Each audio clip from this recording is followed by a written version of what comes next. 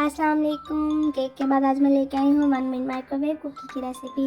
Late night cravings में दिल तो करता है कुछ मीठा खाने का। अब केक उस टाइम हम केक तो नहीं बना सकते। अब रात के बजे थे 2:15, कुछ मीठा खाने का दिल कर रहा था तो सोचते जाए क्या बनाऊँ क्या बनाऊँ क्या बनाऊँ। तब बस जी दिमाग में एक घंटी बजी कि क्यों ना माइक्रोवेव कुकी बनाया जाए। तो बस flour, cocoa powder, sugar, baking soda सब कुछ लिया, उसको मिक्सम किया, उसमें कुछ चॉकलेट चिप्स ऐड किए, उसको प्रॉपर एक डो में रेडी करके कुकी की शेप दे दी। कुकी की शेप देने के बाद उसको हमने माइक्रोवेव में रखा।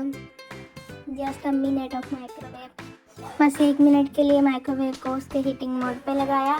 बस ये take waiting for the last seconds and here और कुकीज़ आर रेडी।